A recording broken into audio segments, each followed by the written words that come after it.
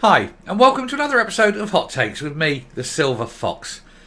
The Green Minister for Pimples, Ross Greer, has escaped sanction despite misleading Parliament. He got into a war of words a couple of months ago, and it's taken this long, of course, for the sort of Standards Committee to report back. But they accepted he was wrong, but they have sort of allowed him to continue and not given him any form of punishment, which is a shame because I think he'd quite like it. It reminded him of his mother putting him over her knee and paddling him, which I think still happens on a regular basis. But we'll take a look at this report, see why the little squirt has got away with it, and he can spend more time sitting there in front of the mirror popping his spots. Anyway, here goes. So Ross Greer escapes punishment after inaccurate deposit return scheme claim amid row with Alistair Jack. Now, it has been accepted that he was wrong, but he hasn't been censured in any way. But why, you may be wondering, am I calling him the Minister for Pimples? Well, there's a lovely picture of him here, and you can see, I don't know if your screen's large enough, you'll see it. Right there by his mouth, he's got this huge, big zit that needs to be freshly popped. But he's sort of, when he comes out of school every day, he goes straight to the mirror and puts on the old Clearasil, doesn't he? Anyway, the Scottish Greens MSP was involved in a war of words. Well, it's hardly a war, isn't it, with the world's most soy being. With the Scotland Secretary, and they ended up being reported to Holyrood's presiding officer for allegedly misleading Parliament. Well, he's never going to tell the truth because the truth would destroy him. So everything he says is a lie. Or either a lie or very, very offensive because he thinks he's cutting edge and rare and super. Oh, God. You'd take one look at him in the street and you just ignore him, wouldn't you? I've seen mental patient. He really is caring the community, isn't he?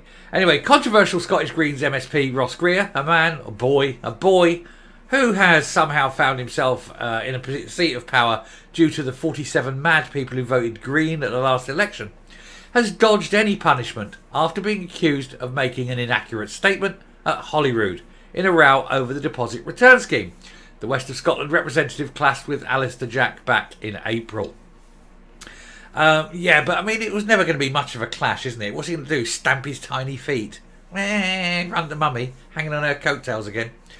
He attacked the Scotland Secretary and claimed it was the UK government's fault that the ill-fated recycling scheme had been held up because UK ministers failed to grant an exemption from the Internal Market Act, and they had been given years to do so. And we now subsequently know that that is complete BS. He never applied for it in time, or Lorna Slater's department never applied for it until the 6th of March this year, number one. Number two, the government then acted very quickly to give it, but took glass out because the glass recycling scheme is so good and it would have damaged the glass industry. And thirdly, and has happened earlier at the end of last week, as we saw, a court case came out and said that it would not have been legal anyway because the setting of the tariff that they have, the handling charge tariff, was not within the competency of Circularity Scotland, and therefore it was unlawful. And so the whole scheme wouldn't have been allowed to go forward until all that had been addressed. So nothing to do with Westminster government, is it, Mr. Greer? But you've still got to spin it because you don't want to look like a complete knob who has got it wrong. Although I don't know why. You should be used to that by now. Anyway, the lack of an exemption meant that Lorna Slater was forced to delay the scheme from August to March 24 before it was completely scrapped when they were told to remove glass. Even though Circularity Scotland and all the other people involved said, no, it's perfectly fine. It will work perfectly well without glass. We don't need to worry about glass. But she scrapped it anyway because she needed to make the political point that it was Westminster's fault, even though everybody knows it wasn't so much Westminster's fault as Lorna Slater's fault. But of course Ross Greer's never going to admit that, is he? He's hoping one day that she'll look kindly upon him and touch him. No one else has. Mr. Jack wrote to Holyrood's presiding officer, Scotland Greens MSP Alison Johnston, to report Mr. Greer for misleading Holyrood.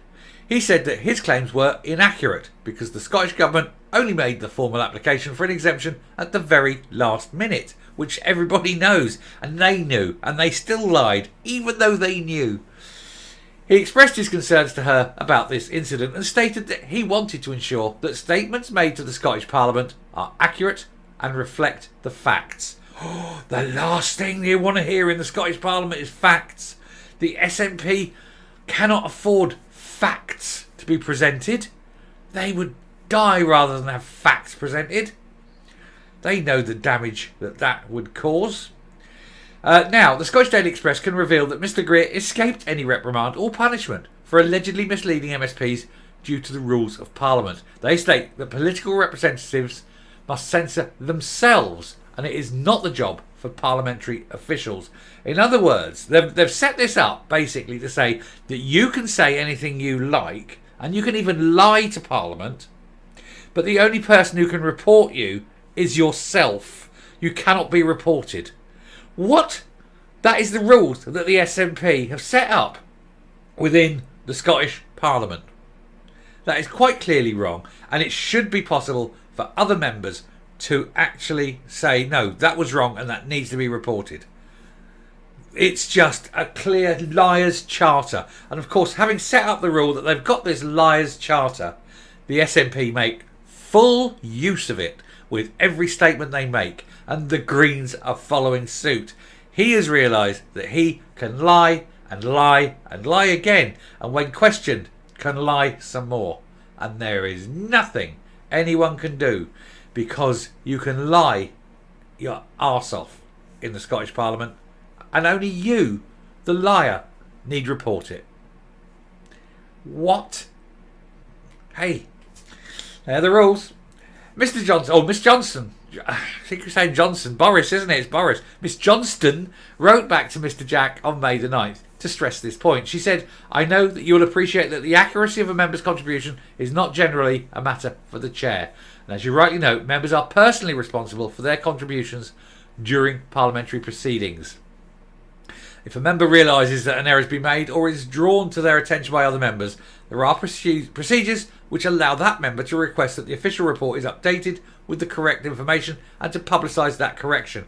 And if members consider that a contribution is not accurate, they can of course also pursue this further in debate and other parliamentary mechanisms.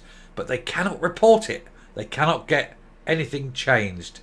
So he can continue to lie. Isn't that a terrible indictment of the state of Scottish politics, where liars can never be challenged?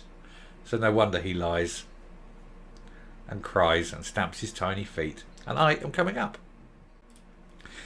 So there you are. He's going to get away with it because he can lie. The little mummy's boy can tell whatever fibs he likes and nobody can do anything about it. Bless. And of course they won't admit it because the Greens are like the SNP. They're practically perfect in every way and they never get anything wrong. Ever. What a waste of space he truly is. Anyway, I shall round off there. Thank you very much for listening. If you like what you've seen here on the channel, do please hit that subscribe button, ring the bell, leave a like, leave a comment, please share the video. And until next time, stay safe, stay well, and remember, every time that man opens his mouth, it can now be considered a lie because we know he lies. And goodbye.